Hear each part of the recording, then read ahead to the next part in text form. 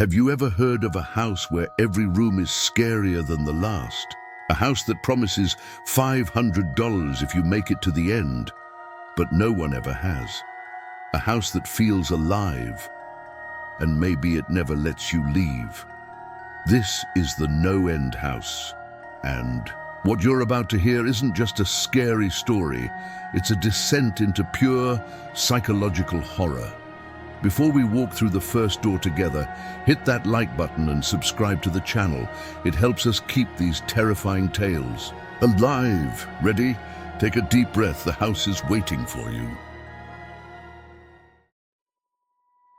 Let me start by saying that Peter Terry was addicted to heroin. We were friends in college and continued to be after I graduated. Notice that I said I. He dropped out after 2 years of barely cutting it. After I moved out of the dorms and into a small apartment, I didn't see Peter as much. We would talk online every now and then. AIM was king in pre-Facebook years. There was a period where he wasn't online for about 5 weeks straight. I wasn't worried. He was a pretty notorious blatant drug addict, so I assumed he just stopped caring. Then one night I saw him log on. Before I could initiate a conversation, he sent me a message. "David, man, we need to talk." That was when he told me about the NoEnd House. It got that name because no one had ever reached the final exit. The rules were pretty simple and cliché. Reach the final room of the building and you win $500. There were 9 rooms in all. The house was located outside the city, roughly 4 miles from my house. Apparently, Peter had tried and failed. He was a heroin and who knows what the fuck addict, so I figured the drugs got the best of him and he wigged out at a paper ghost or something. He told me it would be too much for anyone, that it was unnatural. I didn't believe him. I told him I would check it out the next night, and no matter how hard he tried to convince me otherwise, $500 sounded too good to be true. I had to go. I set out the following night. When I arrived, I immediately noticed something strange about the building. Have you ever seen or read something that shouldn't be scary, but for some reason, a chill crawls up your spine? I walked toward the building and the feeling of uneasiness only intensified as I opened the front door. My heart slowed and I let a relieved sigh leave me as I entered. The room looked like a normal hotel lobby decorated for Halloween. A sign was posted in place of a worker. It read, "Room 1 this way, 8 more follow, reach the end and you win." I chuckled and made my way to the first door. The first area was almost laughable. The decor resembled the Halloween aisle of a Kmart, complete with sheet ghosts and animatronic. Zombies that gave a static growl when you passed by. At the far end was an exit. It was the only door, besides the one I entered through. I brushed through the fake spider webs and headed for the second room. I was greeted by fog as I opened the door to room 2. The room definitely upped the ante in terms of technology. Not only was there a fog machine, but a bat hung from the ceiling and flew in a circle. Scary. They seemed to have a Halloween soundtrack that one would find in a 99-cent store on loop somewhere in the room. I didn't see a stereo, but I guess they must have used a PA system. I stepped over a few toy rats that wheeled around and walked with a puffed chest across to the next area. I reached for the doorknob and my heart sank to my knees. I did not want to open that door. A feeling of dread hit me so hard I could barely even think. Logic overtook me after a few terrified moments, and I shook it off and entered the next room. Room 3 is when things began to change. On the surface, it looked like a normal room. There was a chair in the middle of the wood-paneled floor. A single lamp in the corner did a poor job of lighting the area, casting a few shadows across the floor and walls. That was the problem. Shadows, plural. With the exception of the chairs, there were others. I had barely walked in the door and I was already terrified. It was at that moment that I knew something wasn't right. I didn't even think as I automatically tried to open the door I came through. It was locked from the other side. That set me off. Was someone locking the doors as I progressed? There was no way. I would have heard them. Was it a mechanical lock that set automatically? Maybe, but I was too scared to really think. I turned back to the room, and the shadows were gone. The chair's shadow remained, but the others were gone. I slowly began to walk. I used to hallucinate when I was a kid, so I wrote off the shadows as a figment of my imagination. I began to feel better as I made it to the halfway point of the room. I looked down as I took my steps, and that's when I saw it, or didn't see it. My shadow wasn't there. I didn't have time to scream. I ran as fast as I could to the other door and flung myself, without thinking, into the room beyond. The fourth room was possibly the most disturbing. As I closed the door, all light seemed to be sucked out and put back into the previous room. I stood there surrounded by darkness, not able to move. I'm not afraid of the dark and never have been, but I was absolutely terrified. All sight had left me. I held my hand in front of my face, and if I didn't know what I was doing, I would never have been able to tell. Darkness doesn't describe it. I couldn't hear anything. It was dead silence. When you're in a soundproof room, you can still hear yourself breathing. You can hear yourself being alive. I couldn't. I began to stumble forward after a few moments, my rapidly beating heart the only thing I could feel. There was no door in sight. I wasn't even sure there was one this time. The silence was then broken by a low hum. I felt something behind me. I spun around wildly but could barely even see my nose. I knew it was there though, regardless of how dark it was. I knew something was there. The hum grew louder, closer. It seemed to surround me, but I knew whatever was causing the noise was in front of me, inching closer. I took a step back. I'd never felt that kind of fear. I can't really describe true fear. I wasn't even scared I was going to die. I was scared of what the alternative was. I was afraid of what this thing had in store for me. Then the lights flashed for a second and I saw it. Nothing. I saw nothing, and I know I saw nothing there. The room was again plunged into darkness, and the hum became a wild screech. I screamed in protest. I couldn't hear this goddamn sound for another minute. I ran backwards, away from the noise, and fumbled for the door handle. I turned and fell into room 5. Before I describe room 5, you have to understand something. I am not a drug addict. I've had no history of drug abuse or any sort of psychosis, short of the childhood hallucinations I mentioned earlier, and those were only when I was really tired or just waking up. I entered the NoEnd House with a clear head. After falling in from the previous room, my view of room 5 was from my back, looking up at the ceiling. What I saw didn't scare me. It simply surprised me. Trees had grown into the room and towered above my head. The ceilings in this room were taller than the others, which made me think I was in the center of the house. I got up off the floor, dusted myself off, and took a look around. It was definitely the biggest room of them all. I couldn't even see the door from where I was. Various brush and trees must have blocked my line of sight with the exit. Up to this point, I figured the rooms were going to get scarier, but this was a paradise compared to the last room. I also assumed whatever was in room 4 stayed back there. I was incredibly wrong. As I made my way deeper into the room, I began to hear what one would hear if they were in a forest. Chirping bugs and the occasional flap of birds seemed to be my only company. That was the thing that bothered me the most. I heard the bugs and other animals, but I didn't see any of them. I began to wonder how big this house was. From the outside, when I first walked up to it, it looked like a regular house. It was definitely on the bigger side, but there was almost an entire forest in here. The canopy covered my view of the ceiling, but I assumed it was still there, however high it was. I couldn't see any walls either. The only way I knew I was still inside was that the floor matched the other rooms with standard dark wood paneling. I kept walking, hoping that the next tree I passed would reveal the door. After a few moments of walking, I felt a mosquito fly onto my arm. I shook it off and kept going. A second later, I felt about 10 more land all over my skin. I felt them crawl up and down my arms and legs, and a few made their way across my face. I flailed wildly to get them all off, but they just kept crawling. I looked down and let out a muffled scream, more of a whimper to be honest. I didn't see a single bug. Not one bug was on me, but I could feel them crawl.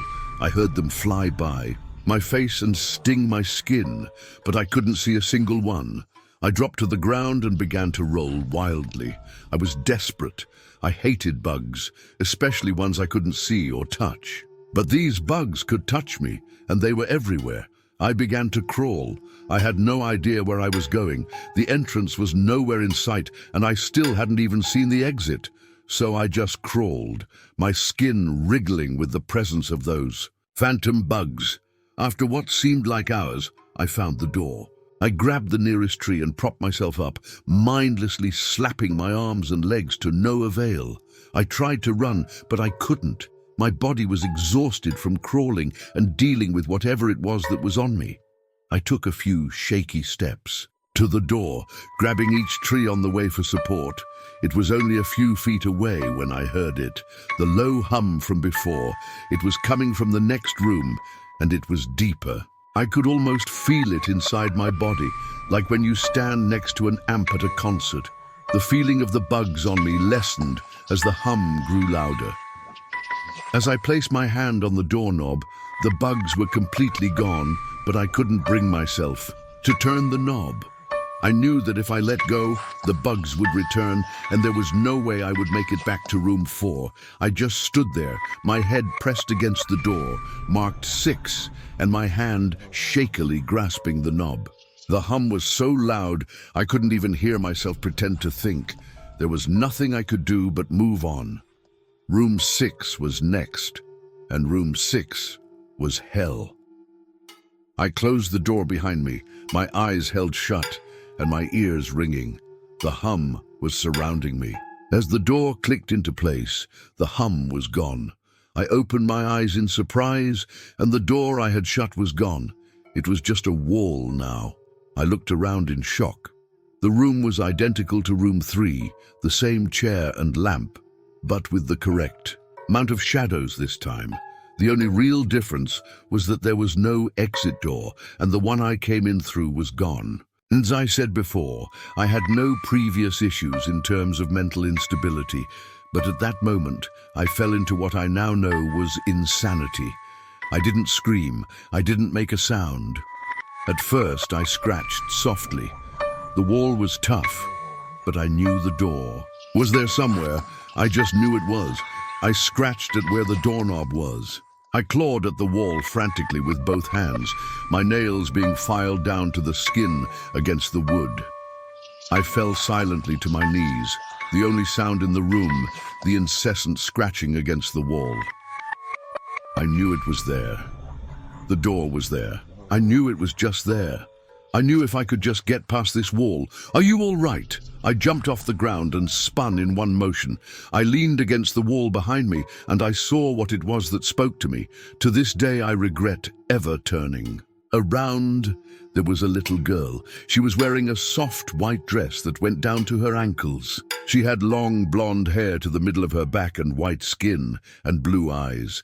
She was the most frightening thing I had ever seen, and I know that nothing in my life will ever be as unnerving as what I saw in her.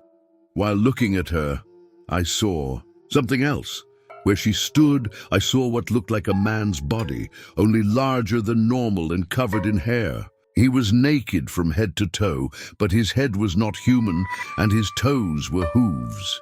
It wasn't the devil, but at that moment it might as well have been. The form had the head of a ram and the snout of a wolf. It was horrifying, and it was synonymous with the little girl in front of me. They were the same form. I can't really describe it, but I saw them at the same time. They shared the same spot in that room, but it was like looking at two separate dimensions. When I saw the girl, I saw the form, and when I saw the form, I saw the girl. I couldn't speak. I could barely even see, My mind was revolting against what it was attempting to process. I had been scared before in my life, and I had never been more scared than when I was trapped in the fourth room, but that was before room 6. I just stood there, staring at whatever it was that spoke to me. There was no exit. I was trapped here with it. And then it spoke again. "David, you should have listened." When it spoke, I heard the words of the little girl, but the other form spoke through my mind in a voice I won't attempt to describe. There was no other sound. The voice just kept repeating that sentence over and over in my mind, and I agreed. I didn't know what to do. I was slipping into madness, yet couldn't take my eyes off what was in front of me. I dropped to the floor. I thought I had passed out, but the room wouldn't let me. I just wanted it to end. I was on my side, my eyes wide open, and the form staring down at me. Scurrying across the floor in front of me was one of the battery-powered rats from the second room. The house was toying with me. For some reason, seeing that rat pulled my mind back from whatever depths it was headed. I looked around the room. I was getting out of there. I was determined to escape the house and live and never think about this place again. I knew this room was hell, and I wasn't ready to take up a residency. At first, it was just my eyes that moved. I searched the walls for any kind of opening. The room wasn't that big, so it didn't take long to soak up the entire layout. The demon still taunted me, the voice growing louder as the form stayed rooted where it stood. I placed my hand on the floor, lifted myself up to all four, and turned to scan the wall behind me. Then I saw something I couldn't believe. The form was now right at my back, whispering into my mind about how I shouldn't have come. I felt its breath on the back of my neck, but I refused to turn around. A large rectangle was scratched into the wood, with a small dent chipped away in the center of it. Right in front of my eyes, I saw the large 7 I had mindlessly etched into the wall. I knew what it was. Room 7 was just beyond that wall, where room 5 was moments ago. I don't know how I had done it. Maybe it was just my state of mind at the time, but I had created the door. I knew I had. In my madness, I had scratched into the wall what I needed the most, an exit to the next room. Room 7 was close. I knew the demon was right behind me, but for some reason, it couldn't touch me. I closed my eyes and placed both hands on the large 7 in front of me. I pushed as hard as I could. The demon was now screaming in my ear. It told me I was never leaving. It told me that this was the end, but I wasn't going to die. I was going to live there in room 6 with it. I wasn't.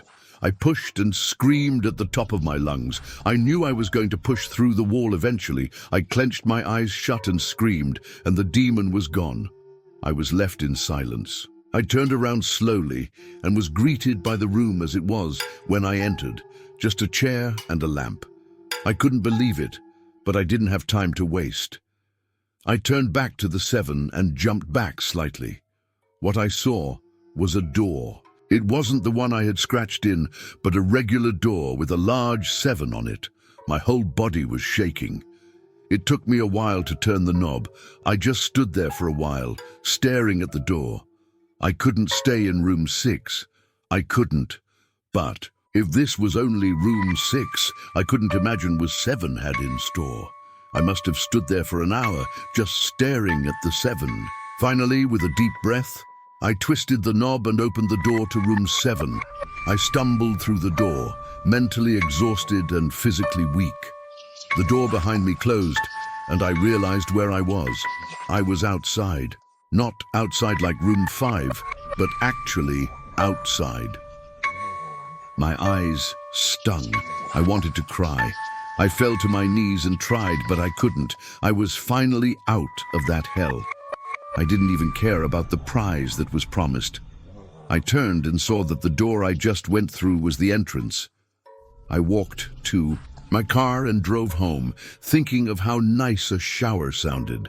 As I pulled up to my house, I felt uneasy. The joy of leaving NoEnd House had faded, and dread was slowly building in my stomach. I shook it off as residual from the house and made my way to the front door. I entered and immediately went up to my room. There on my bed was my cat Baskerville. He was the first living thing I had seen all night, and I reached to pet him. He hissed and swiped at my hand. I recoiled in shock, as he had never acted like that. I thought, whatever, he's an old cat. I jumped in the shower and got ready for what I was expecting to be a sleepless night. After my shower, I went to the kitchen to make something to eat. I descended the stairs and turned into the family room. What I saw would be forever burned into my mind, however. My parents were lying on the ground, naked and covered in blood. They'd been mutilated to near unidentifiable states. Their limbs had been removed and placed next to their bodies, and their heads sat on their chests, facing me. The most unsettling part was their expressions. They were smiling as though they were happy to see me. I vomited and sobbed there in the family room. I didn't know what had happened. They didn't even live with me at the time. I was a mess. Then I saw it. A door that was never there before. A door with a large 8 scrawled on it in blood. I was still in the house. I was standing in my family room, but I was in room 7. The faces of my parents smiled wider as I realized this. They weren't my parents. They couldn't be, but they looked exactly like them. The door marked 8 was across the room, behind the mutilated bodies in front of me. I knew I had to move on, but at that moment I gave up. The smiling faces tore into my mind. They grounded me where I stood. I vomited again and nearly collapsed. Then the hum returned. It was louder than ever, and it filled the house and shook. The walls. The hum compelled me forwards. I began to move slowly, making my way closer to the door and the bodies. I could barely stand, let alone walk, and the closer I got to my parents, the closer I came to suicide. The walls were now shaking so hard, it seemed as though they were going to crumble. But still, the faces smiled at me. As I inched closer, their eyes followed me. I was now between the two bodies, a few feet away from the door. The dismembered hands clawed their way across the carpet towards me, all while the faces continued to stare. New terror washed over me, and I walked faster. I didn't want to hear them speak. I didn't want the voices to match those of my parents. They began to open their mouths, and the hands were inches from my feet. In a dash of desperation, I lunged toward the door, threw it open, and slammed it behind me. Room 8. I was done. After what I had just experienced, I knew there wasn't anything else this fucking house could throw at me that I couldn't live through. There was nothing short of the fires of hell that I wasn't ready for. Unfortunately, I underestimated the abilities of NoEnd House. Unfortunately, things got more disturbing, more terrifying, and more unspeakable in room 8. I still have trouble believing what I saw in room 8. Again, the room was a carbon copy of rooms 3 and 6, but sitting in the usually empty chair was a man. After a few seconds of disbelief, my mind finally accepted the fact that the man sitting in the chair was me. Not someone who looked like me. It was David Williams. I walked closer. I had to get a better look, even though I was sure of it. He looked up at me, and I noticed tears in his eyes. "Please, please don't do it. Please don't hurt me." "What?" I asked. "Who are you? I'm not going to hurt you." "Yes, you are." He was sobbing now. "You're going to hurt me, and I don't want you to." He sat in the chair with his legs up and began rocking back and forth. It was actually pretty pathetic looking, especially since he was me, identical in every way. "Listen, who are you?" I was now only a few feet from my doppelganger. It was the weirdest experience yet, standing there. Talking to myself, I wasn't scared, but I would be soon. "Why are you? You're going to hurt me. You're going to hurt me if you want to leave. You're going to hurt me. Why are you saying this? Just calm down, all right? Let's try and figure this." And then I saw it. The David sitting down was wearing The same clothes as me, except for a small red patch on his shirt embroidered with the number 9. You're going to hurt me. You're going to hurt me. Don't. Please, you're going to hurt me. My eyes didn't leave that small number on his chest. I knew exactly what it was. The first few doors were plain and simple, but after a while, they got a little more ambiguous. 7 was scratched into the wall, but by my own hands. 8 was marked in blood above the bodies of my parents. But 9, this number was on a person, a living person. Well, still, it was on a person that looked exactly like me. David? I had to ask. Yes. You're going to hurt me? You're going to hurt me. He continued to sob and rock. He answered to David. He was me right down to the voice, but that 9. I paced around for a few minutes while he sobbed in his chair. The room had no door, and similarly to room 6, the door I came through was gone. For some reason, I assumed that scratching would get me nowhere this time. I studied the walls and floor around the chair, sticking my head underneath and seeing if anything was below. Unfortunately, there was. Below the chair was a knife. Attached was a tag that read, "To David, from management." The feeling in my stomach as I read that tag was something sinister.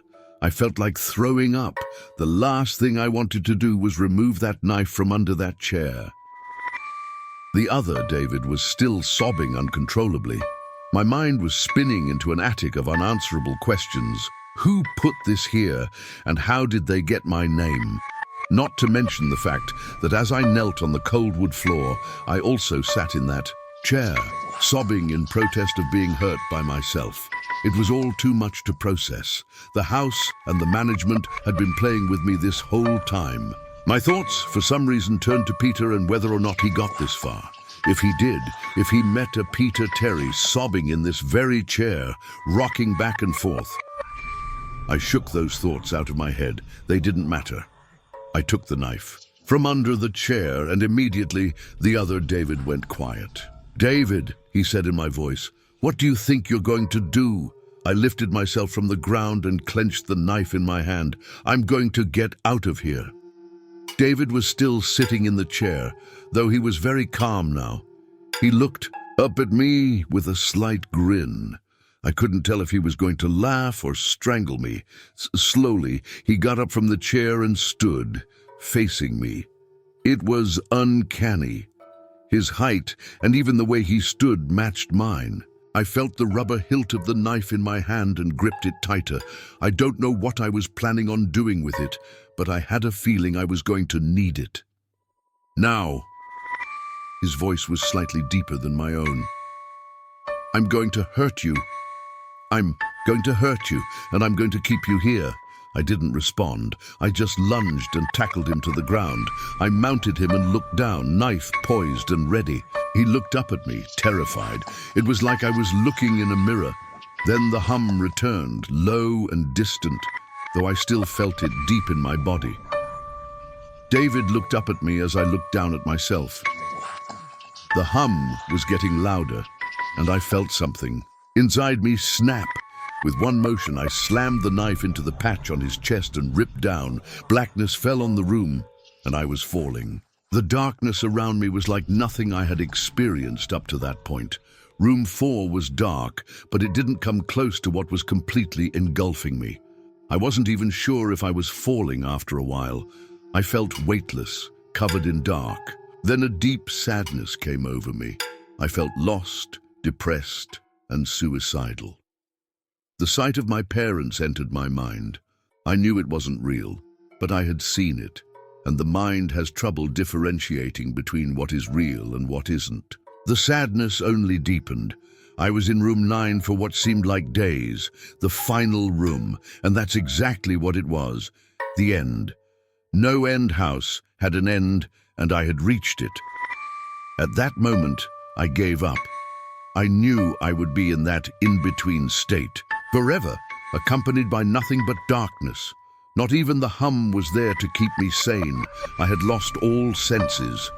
I couldn't feel myself. I couldn't hear anything. Sight was completely useless here. I searched for a taste in my mouth and found nothing. I felt disembodied and completely lost. I knew where I was. This was hell. Room 9 was hell. Then it happened. A light. One of those stereotypical lights at the end of the tunnel. I felt ground come up from below me, and I was standing. After a moment or two of gathering my thoughts and senses, I slowly walked toward that light. As I approached the light, it took form. It was a vertical slit down the side of an unmarked door. I slowly walked through the door and found myself back where I started, the lobby of NoEnd House. It was exactly how I left it, still empty, still decorated with childish Halloween decorations. After everything that had happened that night, I was still wary of where I was. After a few moments of normalcy, I looked around the place, trying to find anything different. On the desk was a plain white envelope with my name handwritten on it. Immensely curious, yet still cautious, I mustered up the courage to open the envelope. Inside was a letter, again handwritten. David Williams, congratulations. You have made it to the end of NoEnd House.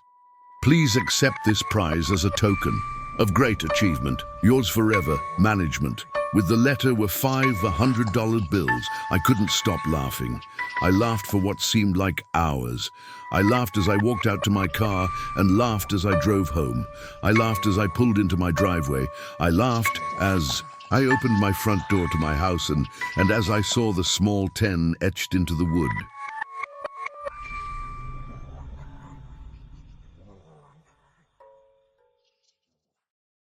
So, would you dare enter the NoEnd House? After hearing this story, it's clear this isn't just a haunted house. It's something that plays with your mind, and maybe even rewrites who you are. If you enjoyed this tale, give it a like, and subscribe to the channel so you don't miss the next descent into darkness. Coming soon, stories like NoEnd House 2 and The Influence Machine. Turn on notifications and share this with a friend who loves creepy mysteries. And if you make it out of the NoEnd House, let us know in the comments. We'll see you in the next video.